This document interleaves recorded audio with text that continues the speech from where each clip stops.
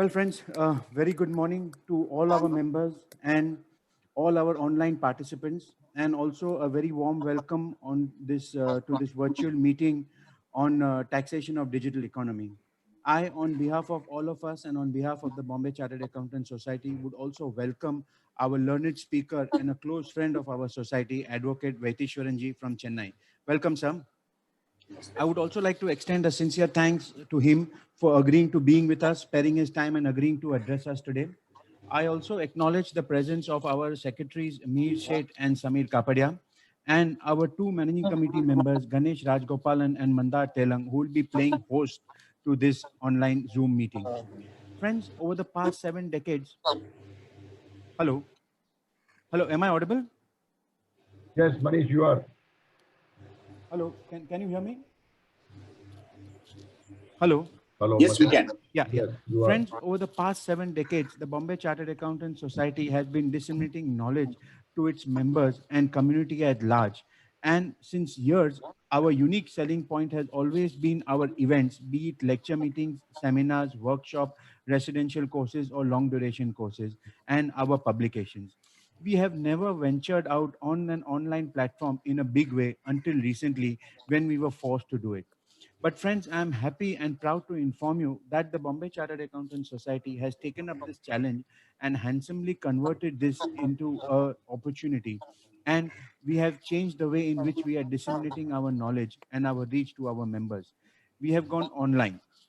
Friends, I'm also happy to inform you that during this phase of lockdown, we have successfully organized more than 30 online such events, and our live viewership has been 20,000 views on these 30 programs. And as we are speaking today, as on date, we have a viewership of 36,000 on our YouTube channel and all other platforms, resulting, if you take an average of about 2 hours per lecture, then resulting almost in 72,000 man hours of viewership for our online programs. Friends, I often get feedback from members on inquiring how to be in touch with our society and how to be in touch with our programs.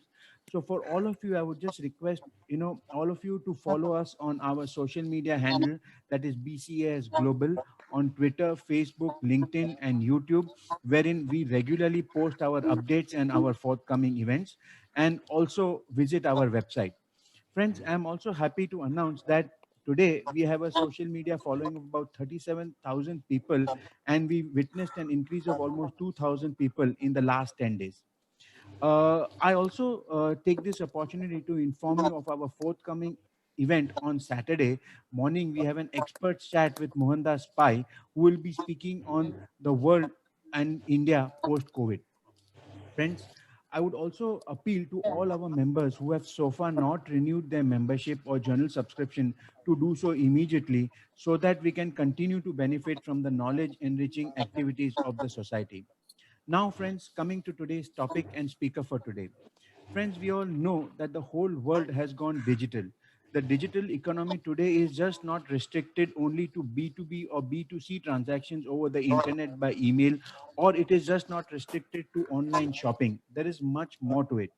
The entire gamut of e-commerce, music, film industry, sports, intellectual property rights, online education and training, online advertisement, sponsorship, and much more all form part of the digital space today. In fact, I was reading this morning today that a famous Bollywood director has roped in a London-based studio to handle the special effects and giving the finishing touches to its much-awaited star-studded upcoming movie, which was shot in 5 different countries and later on will be released in 18 countries simultaneously. Friends, how do we tax profits from this movie?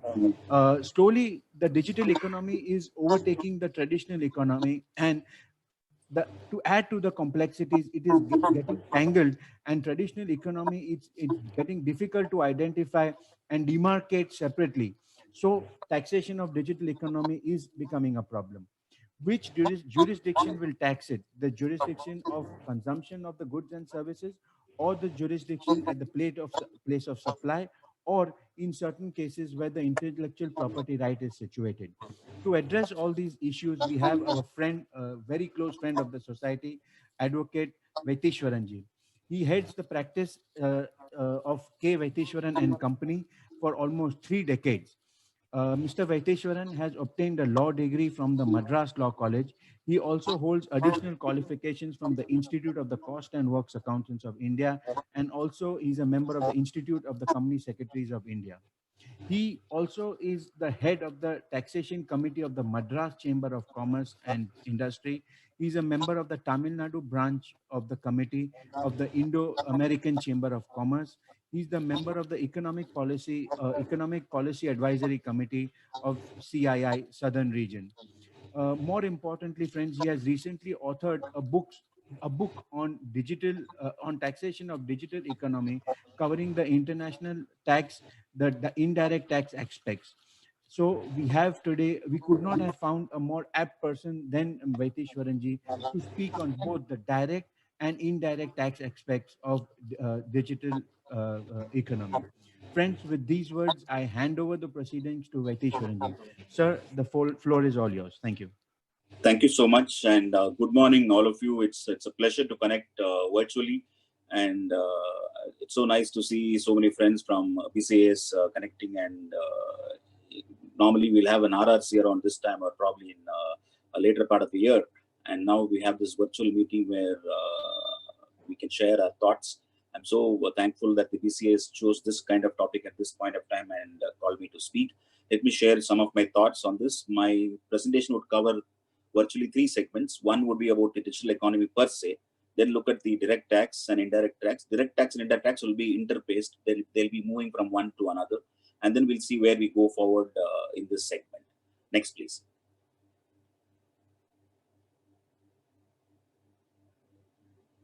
Ganesh, next. Yeah. So as Manish rightly said, everything has become digital. The whole economy perspective has changed. Internet, as we knew, has completely gone beyond emails. And e-commerce is no longer a terminology which requires to be understood. And if you go back to films, there were days when we had to examine whether a film projector taken to a site and put at the site for the purpose of showing a movie, whether the film projector is fixed to the ground and therefore it is immovable property or not. And we had case laws way back in the 1920s, to say whether what is the degree of annexation, what is the object of annexation. So from film and reels, we have moved on much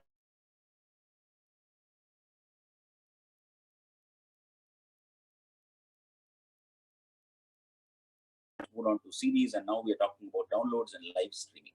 But what is interesting is that the business is the same, the product or the service is the same, the consumption is the same, the interest is the same, but the mode of delivery has changed. New solutions have come into the picture. So I'm a customer in Chennai. I've looked at a portal. I place an order. I find that it belongs to a Cayman Island company. And once the order is placed, that company gives instructions to another company in the US. Then the goods actually get shipped.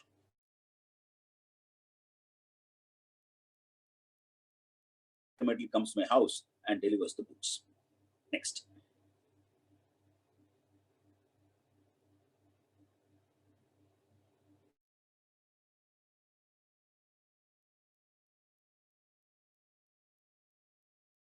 Import in India and payment of all applicable customs duties and taxes. The vendor is located outside India and he has supplied goods. Now, just because the entire transaction has been digitally enabled, can you say that this transaction is completely different from a normal supply of goods? Had you placed a traditional purchase order and the goods have been supplied from abroad and goods had landed here, would you then take a view that some element of business profits in India should be taxed? Why should we look at digital alone differently is one very key question that has to be answered. Should the same rules of business connection and PE would apply? Or do we need to look at new rules for the purpose of taxation of digital economy? So the way things go is, would answers be different for digital products and services, or should answers be even different for products supplied through digital media? Next. The best example which everybody gives about digital economy, in fact, many of the revenue officials have gone on stage to say that we have many of these companies making huge revenues and we want to tax them, and that is why we are looking at all these new kind of levies. So let's look at typically Facebook, Twitter, or Instagram, or LinkedIn, etc., which are popular on social media. The biggest advantage of all these is that there's no age barrier. right from a dadi who's 83 years old to a young kid. They're all very happy using it. They have no problem in handling it. They are quite active in posting their information. And then the tremendous use of the interest of the user is unbelievable, because we are less than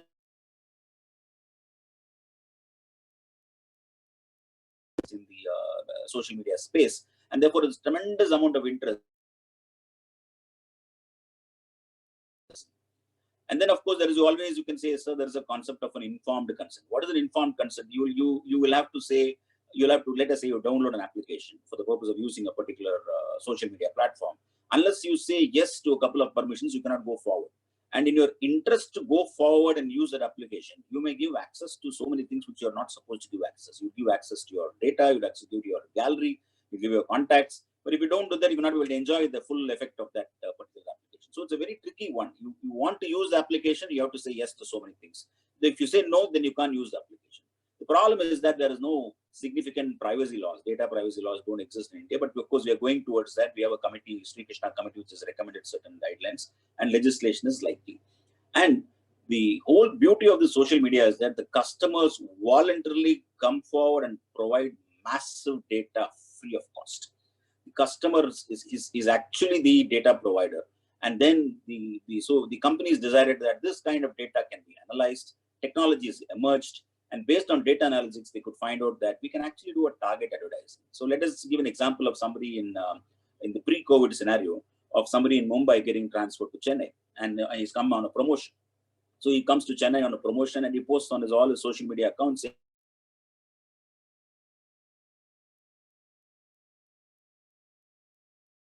or something like that. Now, this data would be definitely looked at, analytics would happen, and then in the next few hours or probably minutes, you get ads about property near Chennai for him to lease or buy, and other gadgets, etc., would now be available for him, because they know that he's relocating and he has to buy so many things. And if he even searches something in Google for a refrigerator of a particular type, he'll get flooded with messages in Facebook, and then there'll be an SMS saying that you need this to look at this particular product. So everything is connected. It's a connected world whereby the search engine is connected, the social media is connected, your device is connected, and therefore there is every possibility of simple data that is keyed in your device will have. All this is that advertising has become a science, and free access is the key. Next. Mr. Vaitheeswaran, you're going off mute, and then you're coming back on. I don't know why. No, I'm quite close to the audio. No, you're going mute, and then you're getting unmuted on your own. How it is happening, I don't know. This button is normal. Please check. Please see that you don't press any mute button. Yeah, I'm not pressing anything. Next. Okay, let's go ahead. Yeah, please. Yeah. The next one is in the context of. Can you move it? Next slide, please.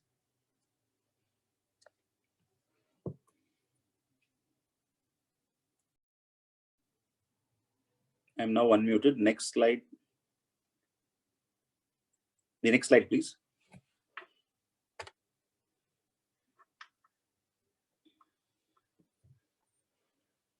Ganesh, can you hear me?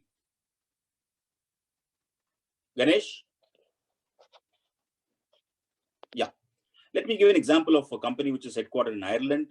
The customer data in India is analyzed, patterns emerge, and then information is sold to advertising companies and vendors of goods and services. This is a typical one which government keeps talking about.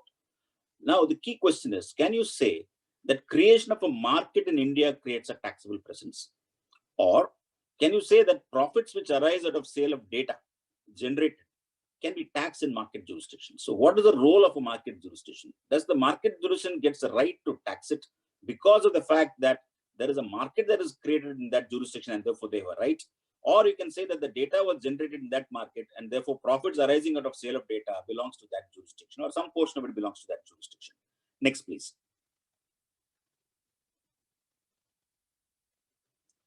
I would say that the better phrase would be a borderless economy, because digital economy seems to ring fence certain transactions, which what OECD keeps saying, that we don't want to ring fence certain transactions. Economy across all sectors have moved towards digitization. And the beauty of that is that business now happens sans physical presence. There is no change in the customer, no change in consumption, but business still happens.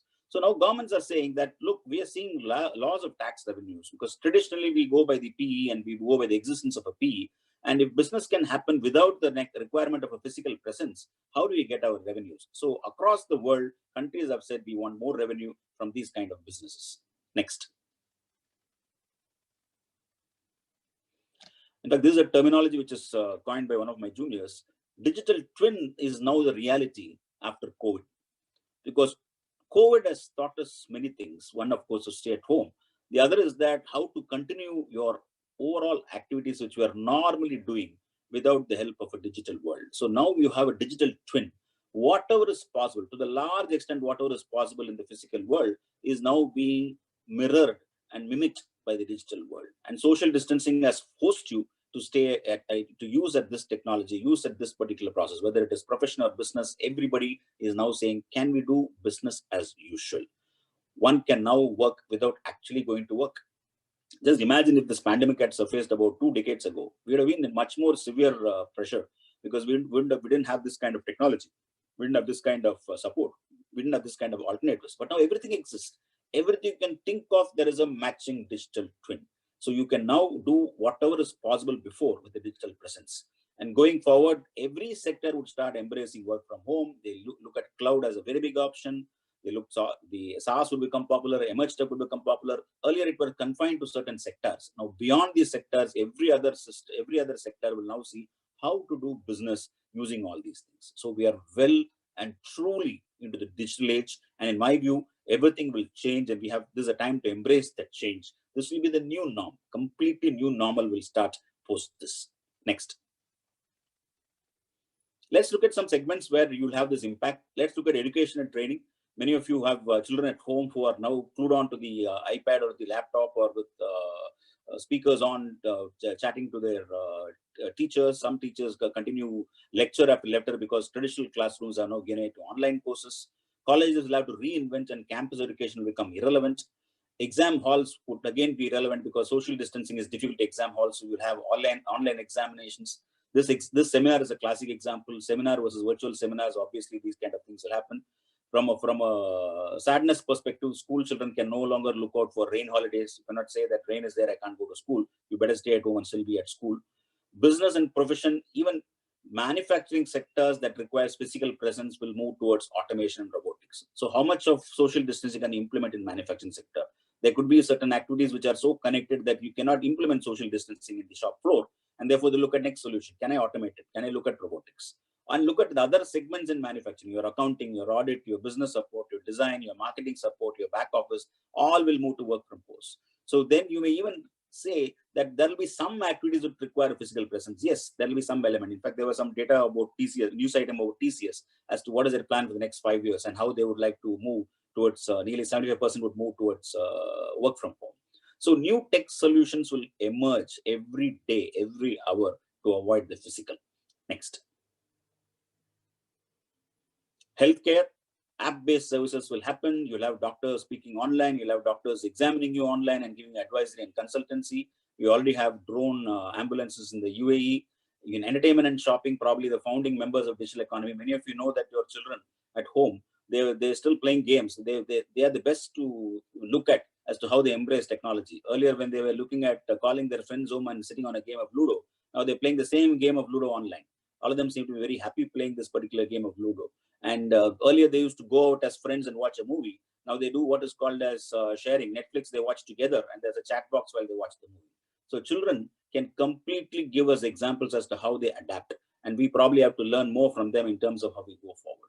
COVID has completely accelerated the shift to a digitally sourced business. And in fact, OECD in 2020 has made a very interesting observation.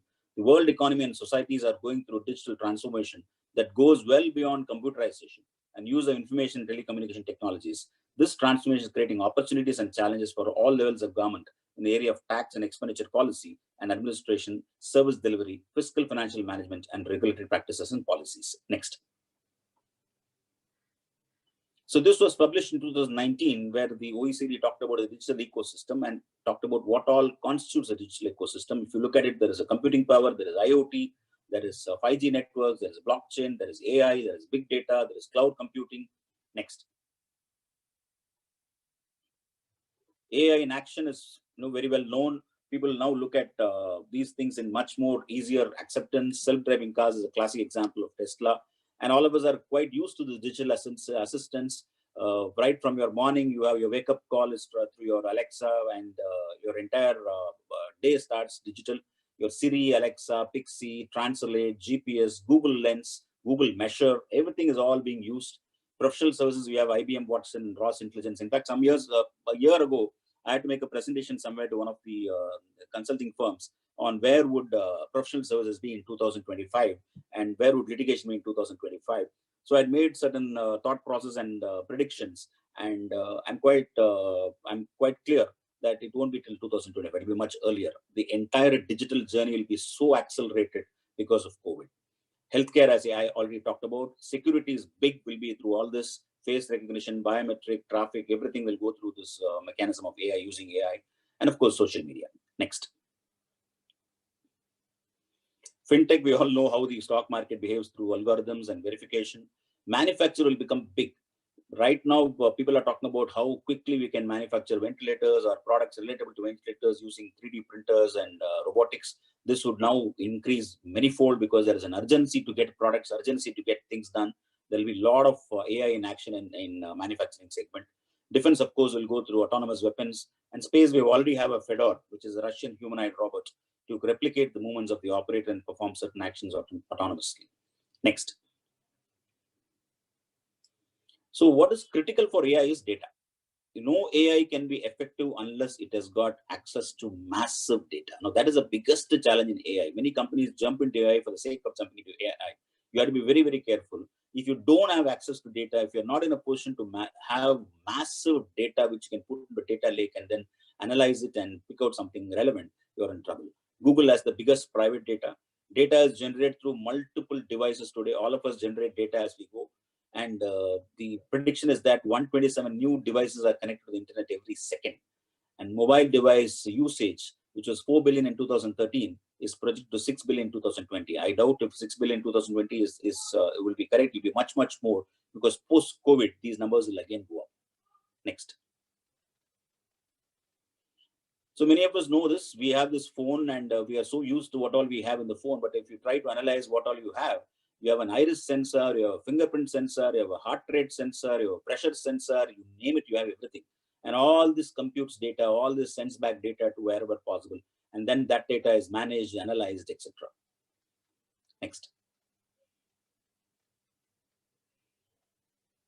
So how does IoT work? This will be a little technical, but it's still worthwhile to look at it. These sensors and actuators collect the inputs, and then the whole thing is digitized and placed on networks.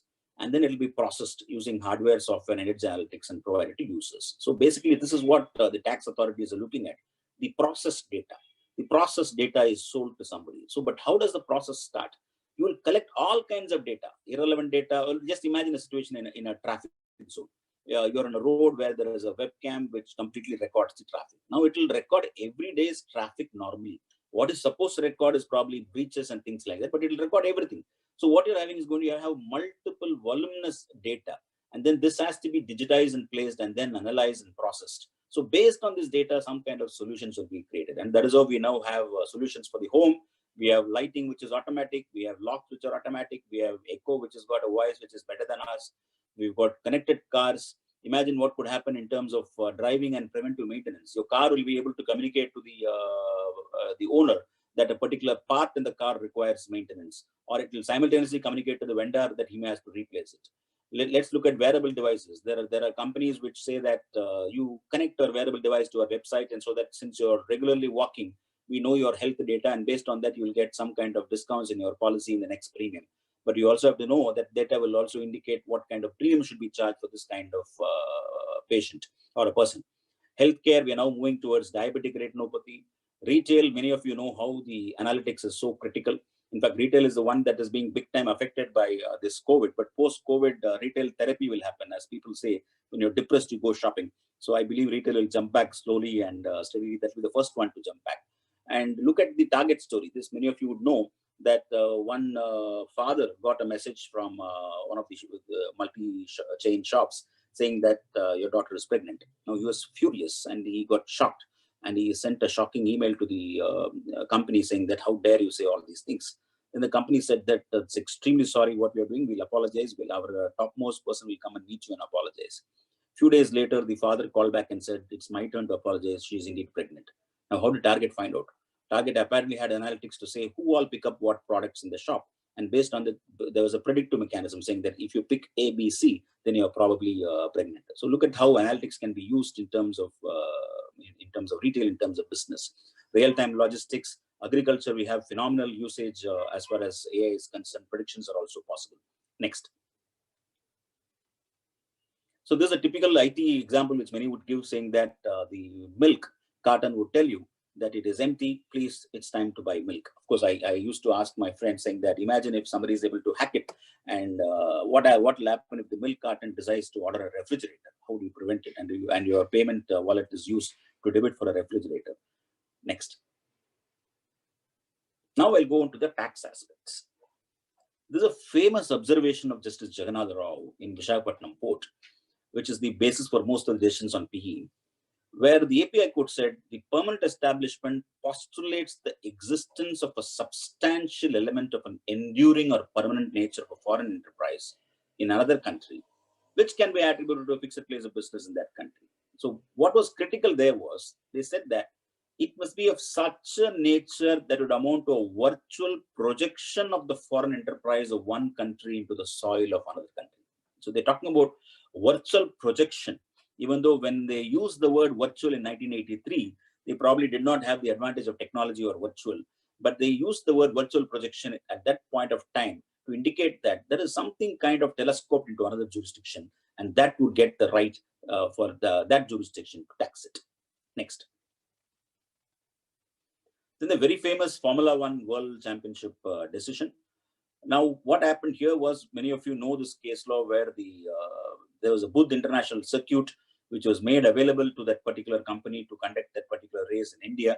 And the Supreme Court said that it is clearly a fixed place where the commercial or economic activity of conducting F1 was carried out. One could clearly discern that it was a virtual projection of the foreign enterprise, namely Formula One, on the soil of this country. Now, what is the effect of Formula One decision? All of us know. No, after Formula One, it's unlikely that any race can happen in India because nobody wants to take a tax position. Sometimes we wonder whether some aggressive tax position by the revenue can have a disastrous consequence on future economic activity of the country. Like how we decided that Mauritius could be a route for some point for growth, we should probably take a breather and not look at every transaction and see if everything can be taxed. If everything can be taxed, then India is not the only country which is inventing this. If the Formula One takes place across the world, are all countries desiring to take this route of calling it as a PE? But once you start taking that position and it is litigated, then the courts will have to decide based on what is presented, what was argued. And once a precedent comes in, it affects everybody else. So, but what was critical in this judgment is that Supreme Court went on to observe that a PE must have three characteristics, namely stability, productivity, and dependence. Next. Now, let me look at some of the case laws which touch the digital economy and then move on to some of the new levies that have come. This was this famous case law where the assessee was a florist, and he used advertising on search engines by Google and Yahoo. And for that, obviously, he wanted to generate business. And obviously was making payments in respect of these online advertising to Google Ireland and Yahoo USA. The tax department took a view that you should have done tax deduction because the income of the non-resident was taxable in India. Next.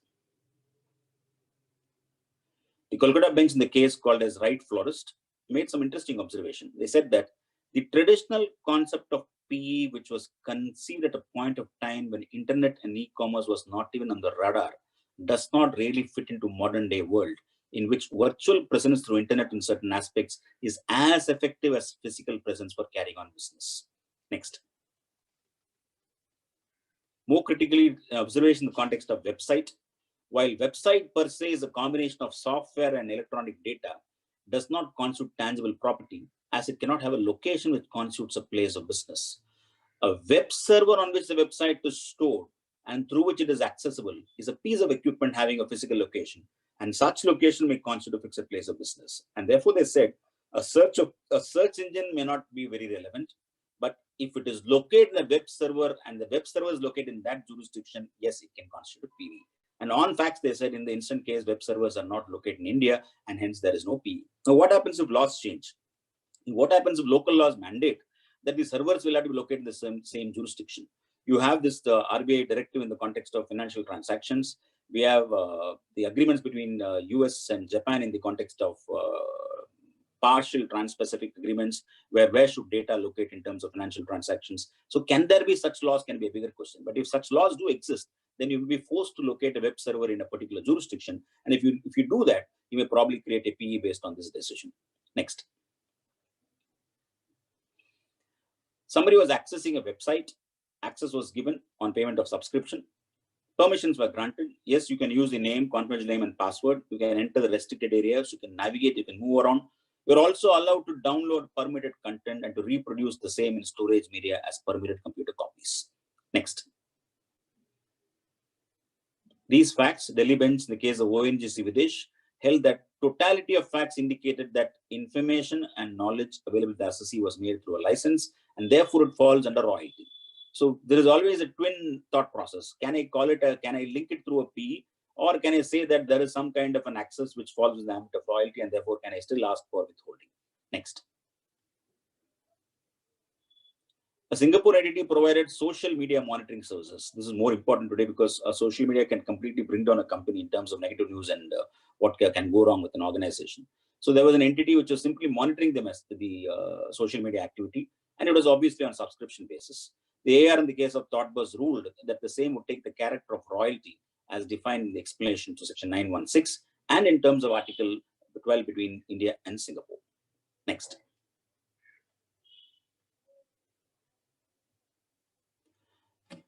A very interesting question came before the European Court of Justice. Can you say that lending of a printed book is the same as lending of a digital copy of a book? And then the European Court of Justice said that lending within the meaning of these provisions covers lending of a digital copy of a book. And therefore, they said there is no difference in lending of books, and it will also include digital lending. Next. Now we come to this famous Google decision, a little bit of factual analysis. Company was engaged in the business of digital advertising and internet marketing and used internet search engines such as Google, Yahoo to buy ad space. The officers were of the view that it attracted withholding since services by Google Ireland was the nature of technical services. Next. Before we go into Google, in Pinstrom, it was very clearly held that amount paid by the appellant to Google Ireland for the services rendered for uploading display of banner was not in the nature of business profit, and in the absence of any PE, there is no question of tax. So it's very clear that what you make as a payment towards data or an advertisement or online advertisement, etc., that cannot get taxed because the foreign company receiving it, it's a business activity. They did not have any kind of PE in India. So Pinstrom was a well-established principle, and it was hoped that prevailed. But next, Google took a completely different view. In fact, if you read Google decision which came out from Bangalore 8080, you will sometimes wonder whether we need to even debate taxation of digital economy and whether BEPS Action Plan 1 and OECD discussions are completely irrelevant, because whatever is talked about as future taxation is already covered in terms of the Bangalore 8080 decision. Next. Factually, you had a Google India Private Limited, wholly owned subsidiary of Google International LLC. GIPL was engaged in the business of providing IT and ITES services. GIPL was a distributor of the AdWord programs in India. It's the most popular program of Google. And under the agreement, GIPL was granted the marketing and distribution rights of this program to advertisers in India and was remunerated on a cost-plus model. Next. Now, what does this ad program do? It's a fantastic program where what the advertiser gets is that he gets an access to the tools of this program, which allows choice of time, season, etc. for the ads to be shown. So the targeted advertising takes a very different dimension. It is completely focused, and because of this focused advertisement, there is more attention, there is significant engagement, there is significant conversion into transactions or business, and all this is possible on account of the network, the access to the tools of the search engine, and the Google Analytics, which is working in the backend. So Google search engine had access to information and data pertaining to every aspect of the user, such as name, sex, city, state, country, phone number, religion, as well as access to the history of the user and behavior of the person. And because Google search engine had this access, the advertiser also had access to the analytics program through the appellant. And therefore, based on this, there were doubts as to whether this can be taxed. Next. So what the tribunal said is that it's a complex program, or it can be called as a portal or software developed by Inc. And the appellant, while discharging its obligation of the said program, has access to trademarks, IPR, derivative works, brand works, and confidential information. It's a long jump from the facts, but that's how they jumped.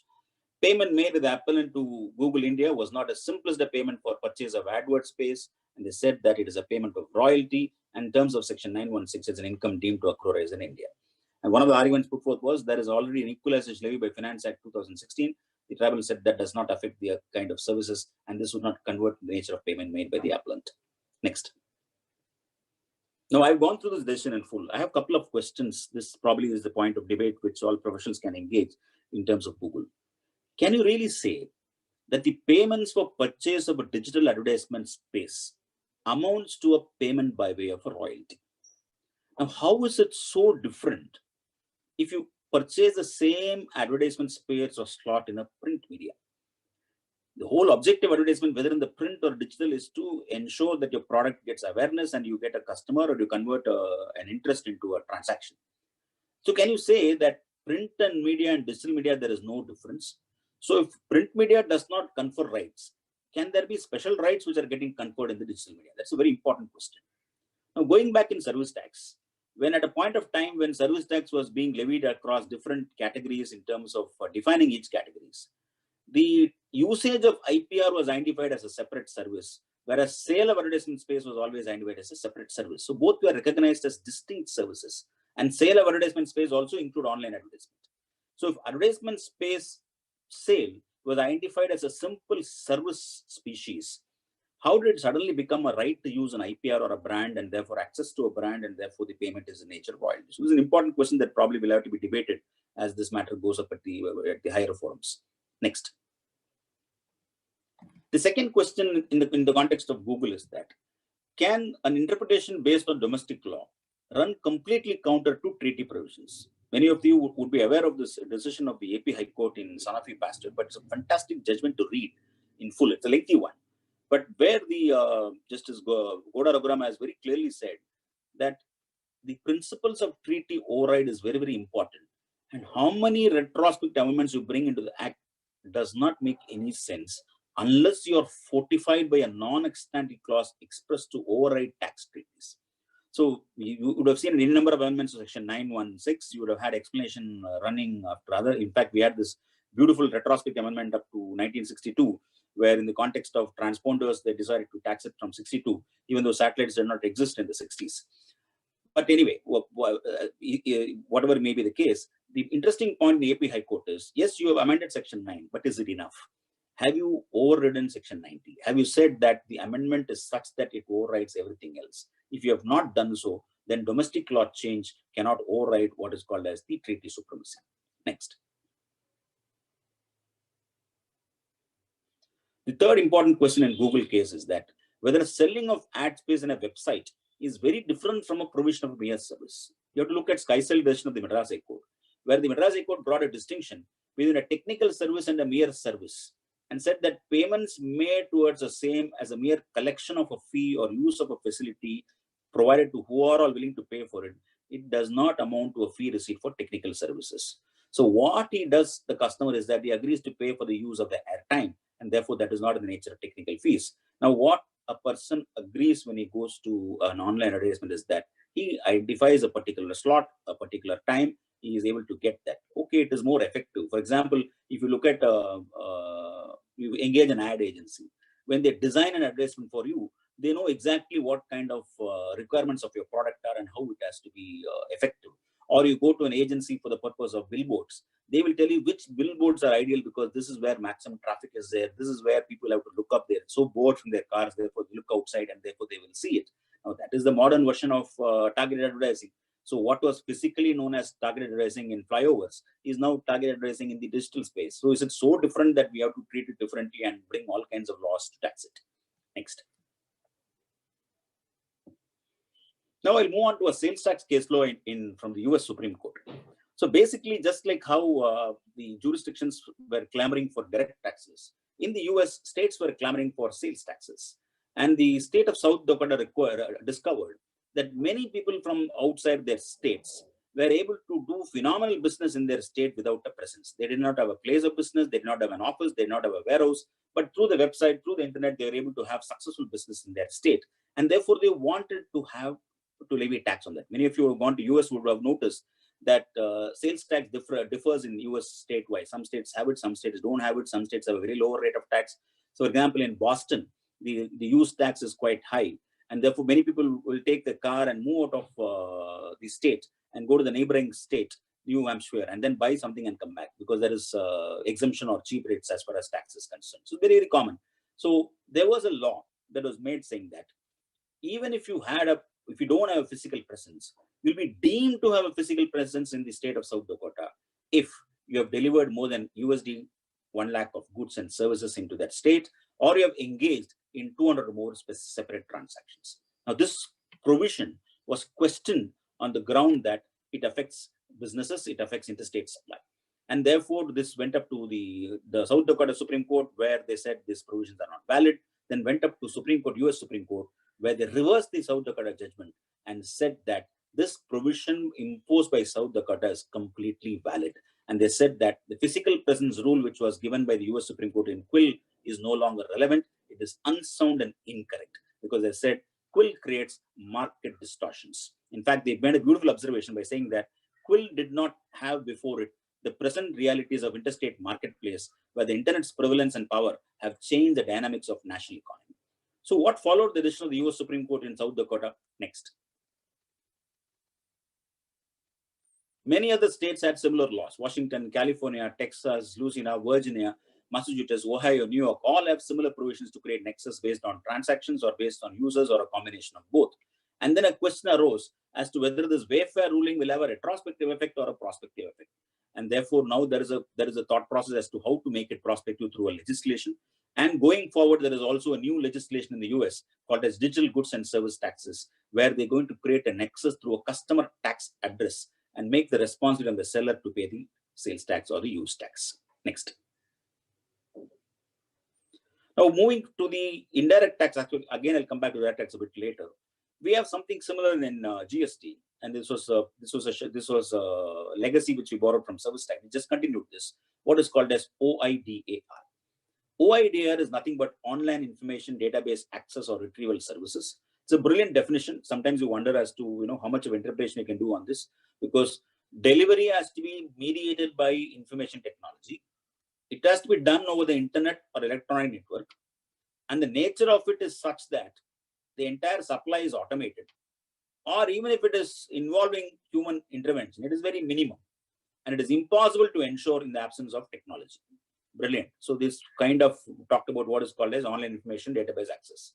And then they got worried as to whether we have made it clear or not. And therefore they said, and includes. So this is a typical way of defining things.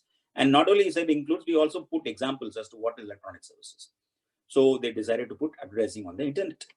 So advertising on the internet finds place in this angle, providing cloud services, provision of ebooks, movie, music, software, intangibles through network or internet, providing data, information, retrieval otherwise to any person, online supplies of digital content, movie, TV show, music, and the like, digital data storage and online gaming. So if you look at it, the entire digital economy is brought into this platform by calling it as online information database access and retrieval services.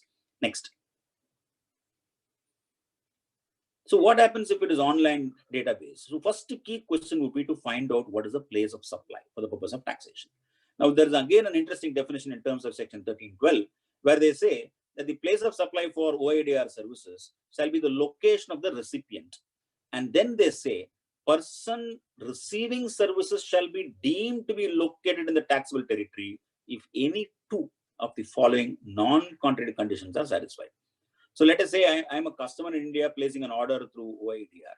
Then I would have given an address through internet. If the internet address is in India, well, I've finished the first condition. I'm using a credit card and it has been issued in the taxable territory, another condition is satisfied. My billing address is here, possible satisfaction. My IP address, this is the one that is borrowed in income tax for equalization levy. The internet protocol address of the device is in the taxable territory. Bank account is in the taxable territory. SIM card is in the taxable territory. Fixed landline is in the taxable. So any of this I'll fulfill. So any transaction of OIDR, I may easily trigger two of these conditions. And once two of these conditions are triggered, then the person receiving such services shall be deemed to be located in the taxable territory. Fine. What follows next? We have to look at this from two angles. Is it an import of service? Now, if the supplier is located outside India and the recipient is located in India, we have this deeming definition where the recipient is located in India and the place of supply is in India, then what they say is, let's look at two situations. Who is the recipient of the service?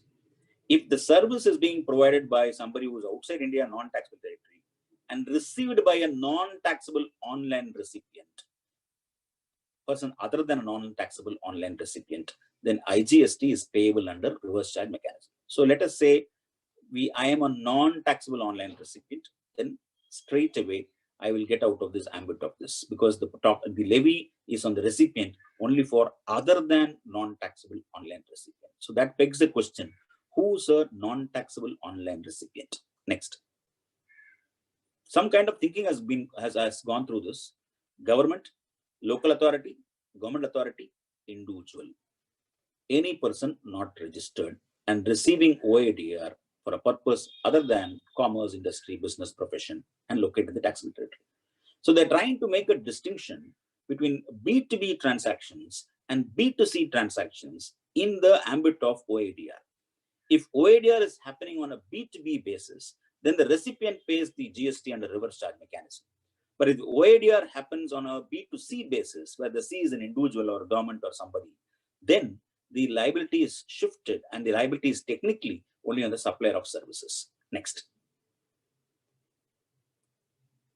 So they're making very clear through section 14, where OADR is supplied by any person located in a non-taxable territory and received by a non-taxable online recipient, then the supplier has to pay the IGST.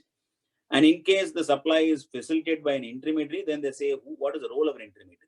Does he operate like a principal to principal, or he just operates like an agent and brings two parties together? So they give some conditions which may not be relevant for our discussion. Next slide.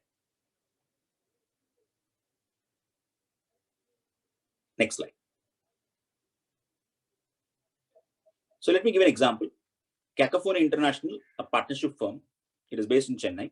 It buys music online from an island company. And why does it buy? It wants to buy music content and converts them into karaoke and sells the same in India.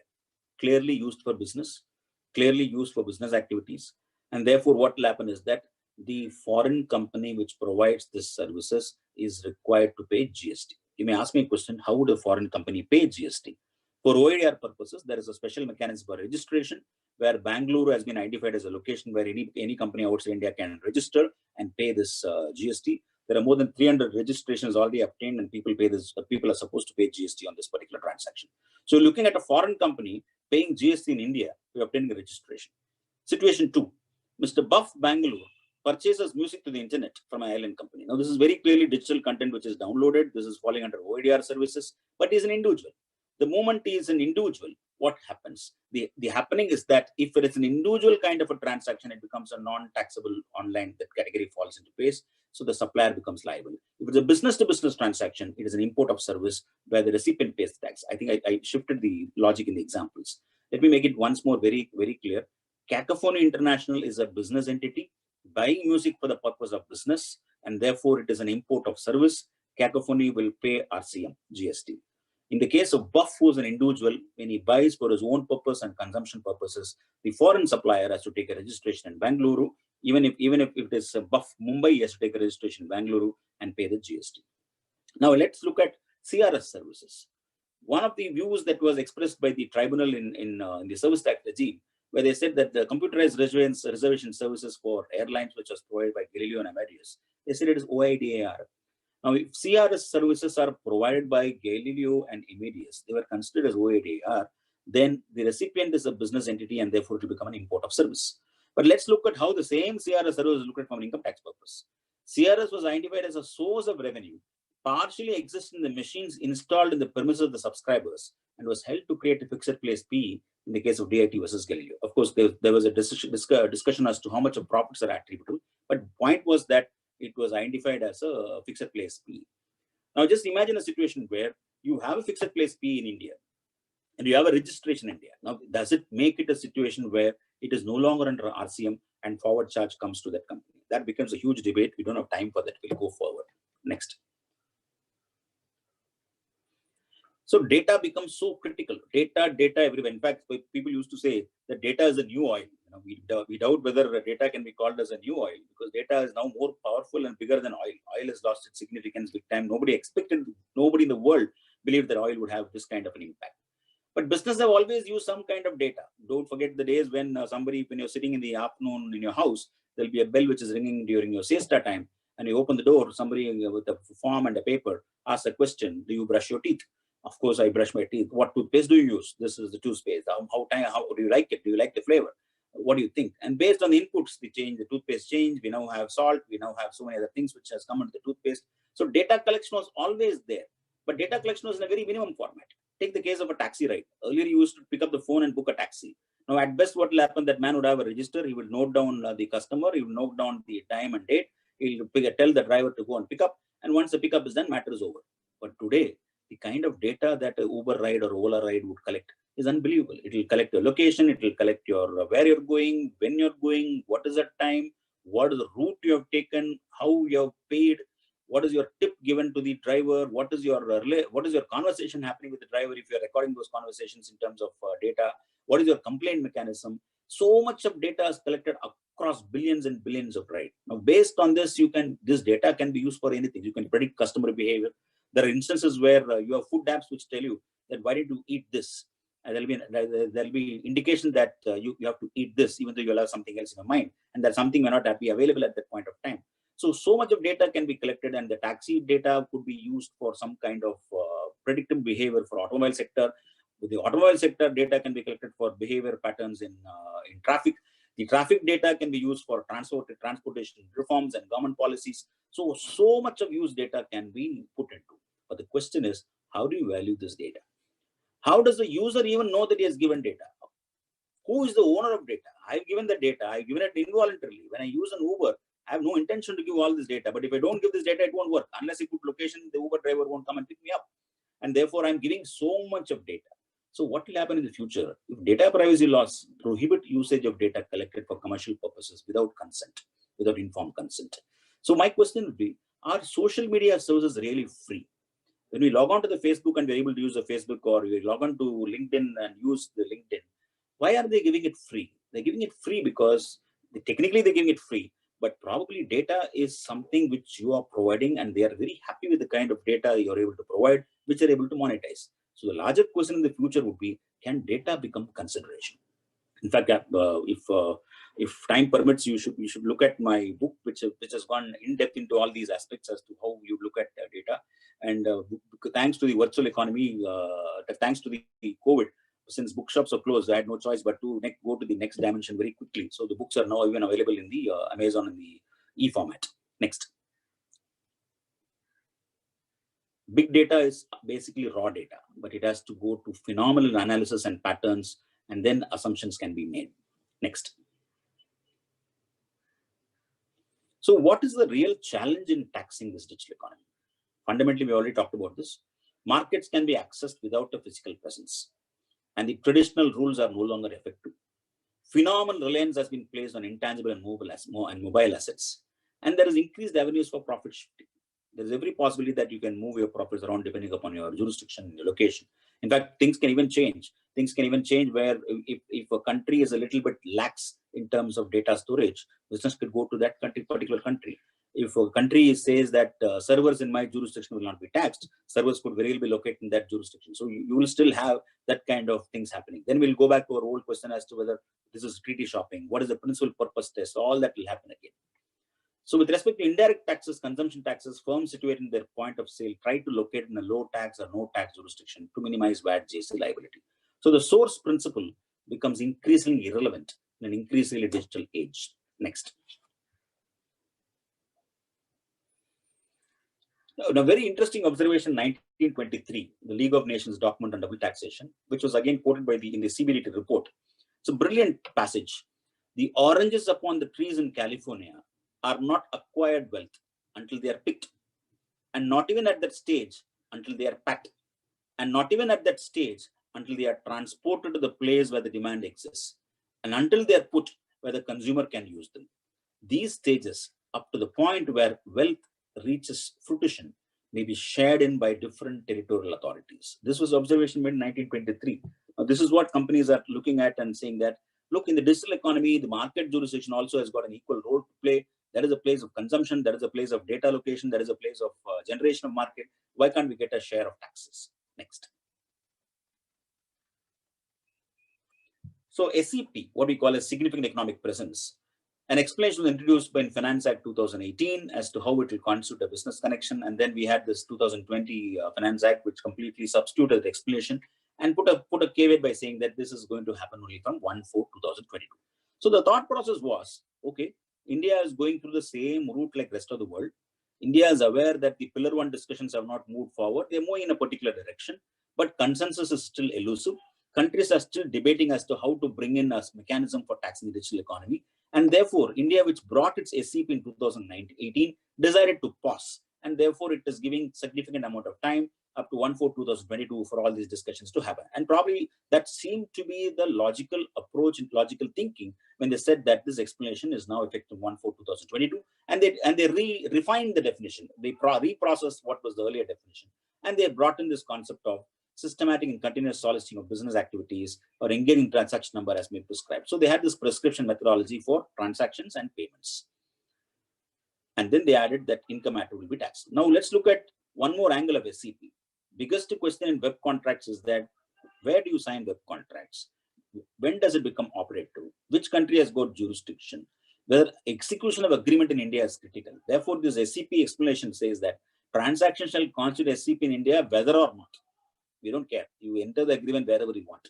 You don't have a place of business in India, doesn't matter. You don't render the service in India, doesn't matter. We can still tax through SEP. Next.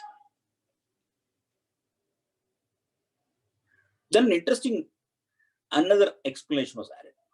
Explanation 3 capital was introduced from 1/4/2021. It's very interesting that the main SEP definition in the context of section 9 is 1/4/22.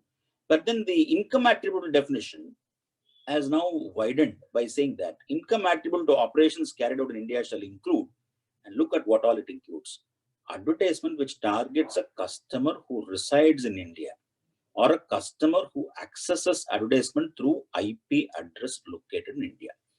Now, IP address located in India is something which will be very much visible as far as the supplier is concerned. He will definitely see the recipient's address or the IP address which is available.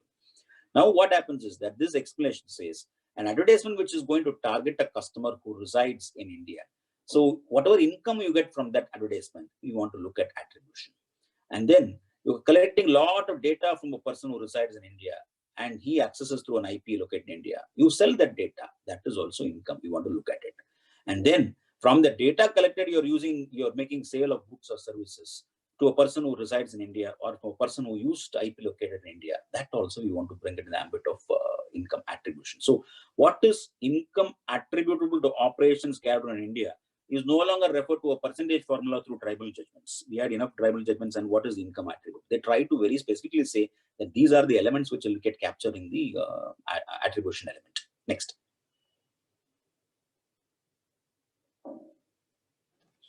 But SEP, India jumped into SEP, but OECD seems to kind of moved away from SEP, except for recognizing that SEP is one of the factors. They recognize SEP, yes, significant economic presence, transactions, payments are all relevant for recognizing taxing rights. But beyond that, they don't give that much of significance for SEP. They go into a different formula, which I'll discuss a bit later. But SEP is not a criteria in any of the DTAs which we have executed. Treaty supremacy is still there. Absence of treaty override in domestic law amendment is again critical. What we discussed in Sanofi Pasteur case will apply even to all these explanations. The only challenge would be what happens if GAR is invoked. If GAR is invoked, then section 92A can come into the picture. So that becomes a very critical question as to what is the difference between a company which is born digital and a company which becomes digital. So can you say that my very nature of business is digital and therefore my location or my doing this business without having a presence is not something which can fall in the ambit of GAR. It is my natural way of doing business. Or somebody can say, look, I have become digital because there's a calling of times. COVID has forced me to avoid social distancing. COVID has forced me to abhor physical interaction. And therefore, I become digital because it's a calling of times. If I'm becoming digital because it's a calling of times, then can you say that GAR can still apply? So that's a very, very interesting question.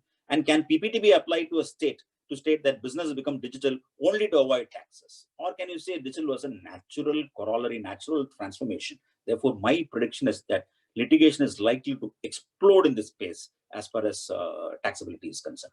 Next. It is not as if India is the only country. India is the first country in 2016 when they adopted equalization levy. But as far as SCT is concerned, Israel brought it in their own domestic law. Italy has got a levy on digital transactions. Every country has got their own digital taxes or proposals.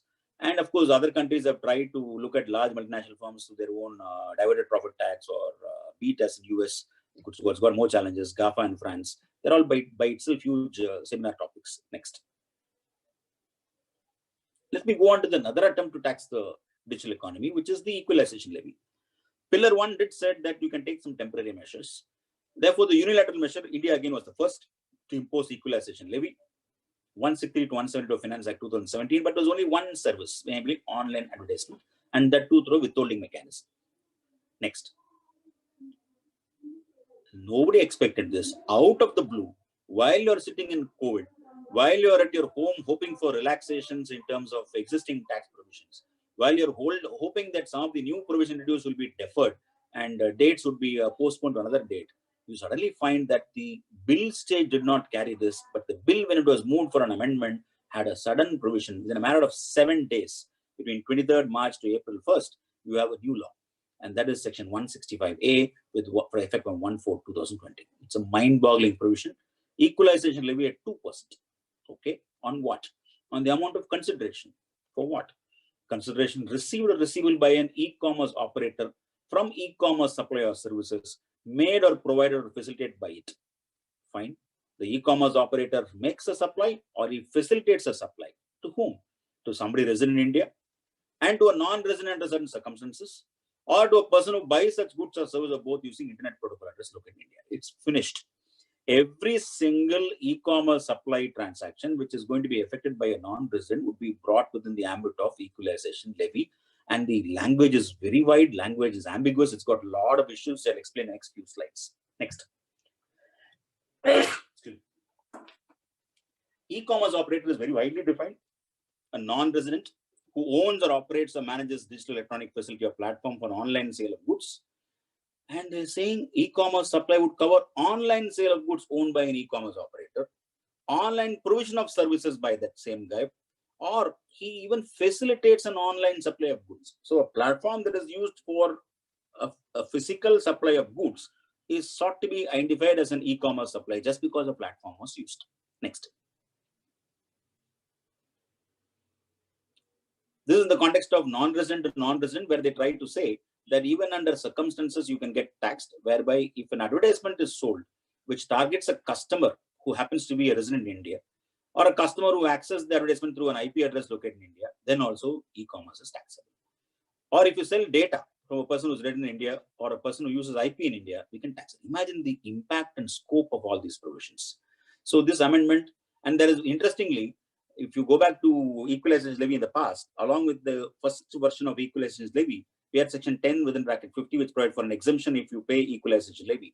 But now that exemption has been amended by saying it also not only covers the old equalization levy, it also covers an arising from any e-commerce supplier services made or provided on or after 1st day of April 2021. So the chargeability comes from 1/4/20, but the exemption from an income tax perspective comes only from 1/4/21. Next. There are very few exceptions. The exceptions is that if you have a PE, obviously we'll look at the PE and see what is attributable. Or if your turnover is less than 2 crores during the preceding financial year, or there is a levy which already exists, equalization levy already exists. So what are the challenges? Now, every e-commerce supplier has to break their head to find out who's a resident in India. And then when he deals with non-resident to another non-resident transaction, he has to visualize what are those specified circumstances. And then he has to look at every purchaser and look at whether IP address has been triggered from India. Very, very wide in scope. And as I said, the chargeability comes in 1 year, but the exemption comes the next year. But let us imagine that somebody is taxable. There is a foreign company which provides an e-commerce supply. They are liable to pay tax. How will you enforce it? Whether you have jurisdiction to go beyond the particular company and issue notice and tax it. And what will happen, you will probably go by the big names, but there'll be tremendous fragmentation. There'll be smaller companies may do this. And then the levy is on consideration. That brings its own issues as to what would constitute consideration. Next. Let's imagine the situation. There is a software which is supplied by an e-commerce operator. What happens? You decide to download the software. Now, if you download the software, it will automatically be triggering an equalization levy by saying that there's an e-commerce supply. Therefore, there is an equalization levy of 2% payable by the foreign company. Then, when you download it, there is no question of customs duty because software anyway does not attract customs duty. Plus, it is impossible to levy customs duty because there is no bill of entry or there is no customs station through which the goods enter the country. The software goes through your network, comes into your portal, comes to your laptop, and resides there. So, in the absence of a mechanism, there is no question of levy, and that is how judgments are exist, including the tribal judgment in the case of Atal Kaushik, where they said that you cannot levy a customs duty because it is impossible to levy a customs duty. Now, IGST on import of goods is connected with the levy of customs duty under Section 12. So, if customs duty cannot be levied, can you levy IGST on import of goods? Therefore, if you say download of software is import of goods, the IGST is doubtful. But if you say download of software is import of service, then IGST can be triggered. So, the foreign company is going to pay equalization levy, and the recipient has to pay the IGST on the supply of service as an import of service. But what happens if it is a software that is applied to an individual and not a business? Then the foreign company is supposed to pay OIDR GST. So the foreign company not only pays equalization levy, but is also required to pay OIDR GST at the rate of 18% at the rate of 18% as far as software is concerned. Now, then the further issues, people ask questions saying that whether value will include equalization levy or not. So we are getting into unbridled litigation and thought process for a single software transaction. Software was always a subject matter litigation, both in direct and indirect tax in the past. I don't think there is any solace for the industry. They're still going to continue. And then you have this question as to, since Section 1050 comes into force only from 1/4/21, between that period, can you say that income is taxable? If income is taxable, whether Section 195 is applicable because of Section 916 amendments. So I have to break my head on every aspect. The person who buys, the person who supplies, all of them are in trouble in terms of understanding this particular legislation for a simple software. Next. So let me make a little more legal. Can you say that equalization levy is valid? Now, Article 245 confers the power in the context of whether it is, you can have extraterritorial operations, but can you have extraterritorial legislation? This is a famous thought process of Mr. Arvind Datta, where he makes a distinction between extraterritorial legislation and extraterritorial operations. You can have a law which can have an extraterritorial operation, but you cannot have an extraterritorial legislation. And then we have this Article 246, which talks about various subjects of taxation. Entry 82 is very, very clear. The scope of levy of income tax is quite clear, and equalization levy is clearly not falling within the ambit of Entry 82. And there are enough decisions on what is the scope of Entry 82, including Chelmsford and Sanazirov. Even in the case of TCS, it was deemed to be income tax, and therefore that was why it was permitted.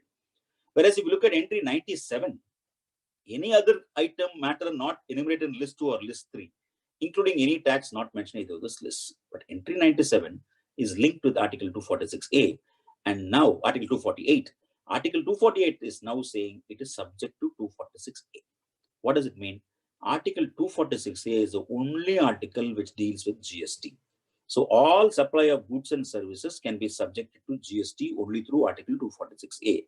If a particular subject matter is subject only to GST under Article 246A, then you cannot apply Article 248 and use your residuary power and say that equalization levy can be imposed under Entry 97. So I have no doubt that this equalization levy will go to courts. It will be challenged on the ground of legislative competency. Where is your source of power as far as taxing is concerned? And that question can be a big debate. Even though the revenue might say we have enough power under 1997, you have to then look at what is the effect of the amendment to Article 240 with the 101st Constitutional Amendment Act.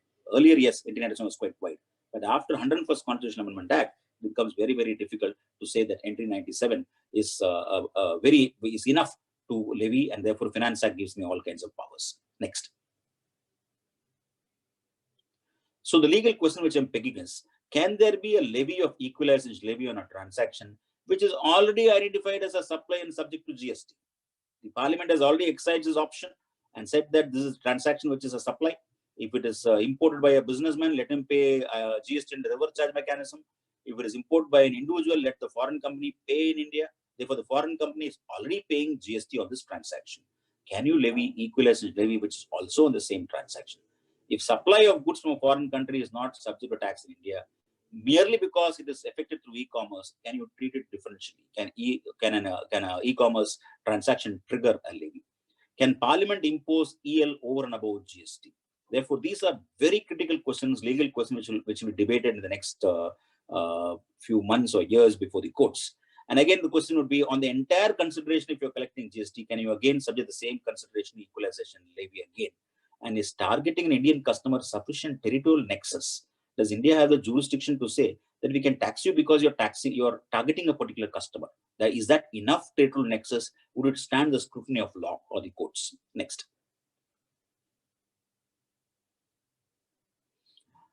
This is one side. But what is the approach of OECD is also very interesting. They said we'll release this unified approach, paper, whereby they said our objection is to arrive at a solution, eliminate disputes, dispel with uncertainty, balance all concerns, and recognize taxing rights of marketing jurisdictions. Fantastic. So recognition of taxing rights is clearly in the agenda.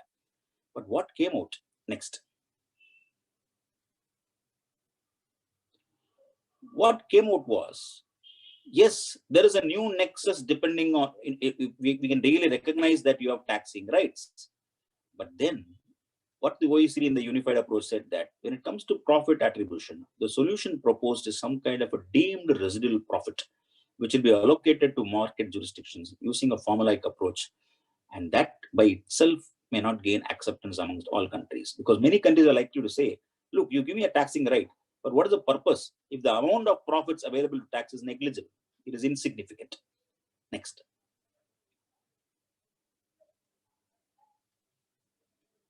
Allocation of profits to a market jurisdiction through a residual methodology may not be a solution which will easily find acceptance.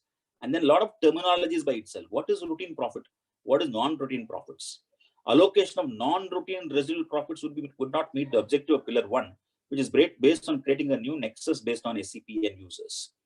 Next, I'll give you an example for this. Next. Let's imagine this. I'm downloading music content. The service provider receives fees or charges online. Now, what are those costs? There'll be an element of royalty. There'll be some kind of technology. There'll be some kind of storage. There'll be some kind of streaming of content and various other costs for running the business. Now, the entire supply chain is eliminated due to B2C transaction. Now, how much of the profit made by the company is routine and non-routine? Can profits attributable to market jurisdiction also have the character of routine profits given the new equation? Can you now say that given the fact that you are giving taxing rights to market jurisdictions, the profits that you are allowing me tax is also routine profits and not non-routine profits? And in the brick and mortar regime or in the physical world, was there something called as a routine, non-routine profits for the same supply of music? So these are very, very critical questions which countries are asking in terms of taxing jurisdiction. Next. Now, I have some solutions, because there's no point in criticizing something unless you're able to offer a practical solution. I have two solutions for taxing the digital economy. I'm not too happy with the equalization levy because that is a over-encompassing and very wide kind of a levy which will have its own challenges. I'm looking at, yes, there are businesses which are getting out of taxation because of escaping the physical test. And instead of mind-boggling litigation on what is physical, what is not physical, what is metaphysical, what is digital, what is PE, what is Google decision, what is all those principles, let's look at whether we can bring in a new concept of presumptive taxation. We have enough of presumptive taxation. Why can't we get like this oil rig and all this? We have so many kinds of presumptive taxation all in our country. We can define a digital business. I have a new definition where we can say that the activity of supply of goods or services over the internet or electronic network, either directly or through an online platform or through any other technology-based mechanism, and shall include supply of digital goods or digital services, digital data storage, provision of data, or information retrievable or otherwise in electronic form. So kind of confine the transaction to the digital economy and then say tax would be on the deemed income, which would be a specified percentage of payment. So it must be an income tax. It must be an income tax on the deemed income and make it as a percentage. Obviously cannot be 2% because you're looking at profits which are embedded in the transaction, probably a very small minuscule percentage for starters. That would be the tax on the deemed income. And there are two ways. You can say the foreign company can obtain registration in India and pay this tax. If you feel that enforcement challenges are there, jurisdiction challenges are there, ensure that the bank or the payment gateway or the institution makes the tax. So there is a remittance mechanism. So at the time of remittance itself, the bank is responsible for paying the tax on behalf of the foreign supplier. Thereby, you also bring some kind of level playing field through a clear mechanism rather than a very vague mechanism. This is one option. The second option, next. We can look at how the FAR principles can become FARE.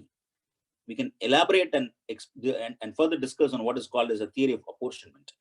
So once you recognize that a new kind of PE or a connection is created, let us say digital PE, then FAR will have to have new meanings.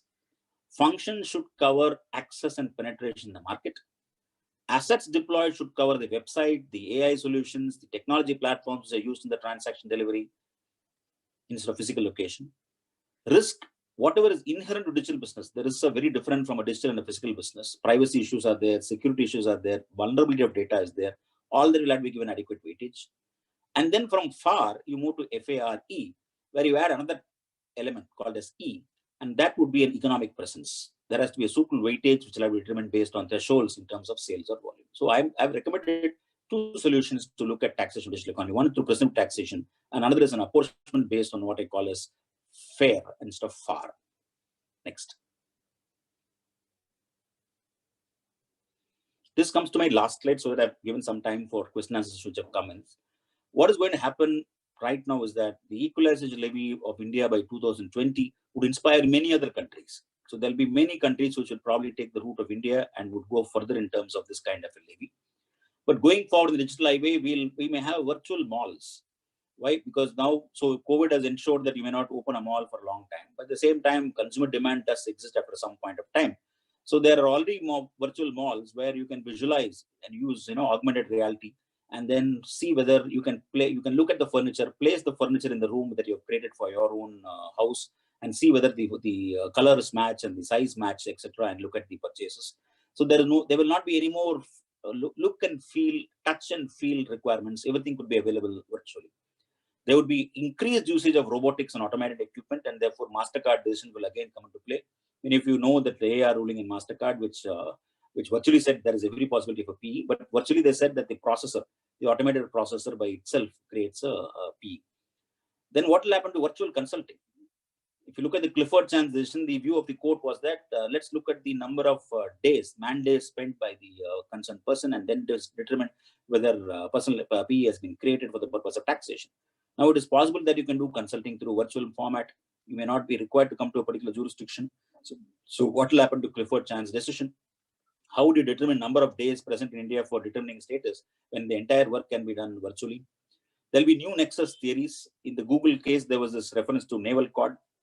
Would there be a naval cord principle or an invisible connect principle? Then marketing intangible in the digital world. See, unlike the decisions in the marketable intangible in the context of the other products in the earlier regime, in the pre-digital world, in the digital world, what is really a marketable intangible? Facebook doesn't create a brand on its own. We contribute to Facebook's marketing. Every person gives his ideas, so-and-so, Facebook, LinkedIn, etc., or talks about his post. So the more and more the consumer participates in the marketing, the company doesn't incur anything to create intangibles. Intangibles are created by the consumer. So how do you deal with that kind of situation? And then comes the bigger question as to how do you attribute profits? And then future will definitely go into cryptocurrency. RBI did some kind of banning, and circular was issued in the context of whether Bitcoins can be dealt with and prohibited. And Supreme Court came with a brilliant judgment and struck down that circular. And that Supreme Court judgment is a treatise by itself to read. But future will happen is that if we don't regulate cryptocurrency would be the cash economy in the digital world. If India was trying to go digital to prevent tax evasion, if India was trying to go more and more digital to ensure that black money creation does not exist, the whole purpose would not be served, because in the digital world, it can very well happen through cryptocurrency, which may not come in the radar at all. Therefore, the ideal way is to look at whether India should look at maybe we can issue a digital currency. Going forward, instead of completely banning and prohibiting this, we should come with an alternative. Just like how we move to payment mechanism through wallets, we'll have to go and generate. RBI should actually issue a digital currency going forward. Otherwise, we'll still have this controversy with reference to cryptocurrencies. So these are some of my thoughts as far as digital economy is concerned. I'll go to the last slide to leave you with a quote. Next. this man is still relevant, Albert Einstein is still relevant, where he says that we cannot solve our problems with the same thinking which we used when we created them. It requires a completely different approach. You cannot solve any of the problems if you still think like before. We have to think differently. These are different times. And as I said, we are thrust into the digital world, even though many of us may not be ready. And therefore, we have no choice but to embrace this world, use it effectively, and also see how legitimate revenues are not lost. At the same time, aggressive tax positions are not taken to kill this particular economy. That completes my presentation between 11 to 12:20. I thank the audience for a very patient hearing. Next 10 minutes, I will do it for Q&A. And if one of the moderators can take over, I'll answer the questions to the extent possible. Hello. Yeah. Mr. Vaitheeswaran, thank you very much. We've heard you during the peacetime speaker, but during the wartime speaker also we have heard you. And I think so both your avatars were excellent. Thank you very much for your detailed presentation. And I would request either Ganesh and Mandar one by one to take over the questions. Thank you very much. Thank you, Vaidhi sir. There are a couple of questions on indirect tax front which I would be asking to you, and thereafter probably Ganesh will take up some of the questions from the direct tax front. Please. So as regards the indirect tax front, the first question is that in case of IT software companies, generally the model is that there are certain onshore activities happening and there are certain offshore activities happening. And for carrying out the activities abroad, there are certain branches which are set up by those IT companies abroad. And whenever the foreign client pays the money, the payment is basically made to the Indian branch, and Indian branch in some cases remits certain part of an expenditure to the foreign branches. We have a clause under the IGST Act which says that the transaction between the two distinct entities or two branches of the same entity cannot be regarded for the purpose of counting the export. So what would be your view whether such kind of a transaction would constitute an export in the hands of an IT company? See, I would answer this in three segments. First is I have my doubts on whether the provision which seeks to impose an IGST on export itself is legal. Because if you go into your the constitutional mandate through interstate supply, only a transaction in the course of import was deemed to be an interstate supply. So how does a charging right come through Section 16 of the IGST Act? Maybe that I'll park that aspect. Coming back to a typical question, when there is a transaction between a branch in India and a head office in India and a branch in UK or US, as the case may be, the definition of export of service in terms of Section 2(6) says that it is not an export of service. And then, of course, they try to sort out through an exemption notification. But the point remains is, you have to go back to a very old case law in the sales tax. It's a coal-related case law, where the Supreme Court observed an export means a transaction between two termini. And what export postulates is that something moves from one termini to another termini. The same principle was adopted in the Microsoft case in the service tax regime, where if something happens between one termini to another termini, and the other termini is located outside India, it has the character of export. So when it has a character of export, you cannot have an artificial definition which ignores the character and says branch to head office is not export. Therefore, there is a very significant legal position which you can take in the context of that. Okay. The next question is that in case of import of a software, there are certain elements which are to be paid by way of a royalty to the persons who is located abroad. So whether this particular royalty would be considered as a part of a valuation for custom purpose, or there will be a payment RCM liability payable on that particular under the IGST. See, again, this becomes a very important question for software. If you are getting a software in a box, let us say you're filing a physical bill of entry online, and you take the physical delivery of that particular box or a software, then it is treated as goods for the purpose of customs, but there's no levy of customs duty. But if there is, because it's exemption. But even though custom duty exemption is there, there is a possibility of an IGST trigger because of the proviso of Section 5, and there can be an IGST levy by treating it as import of goods.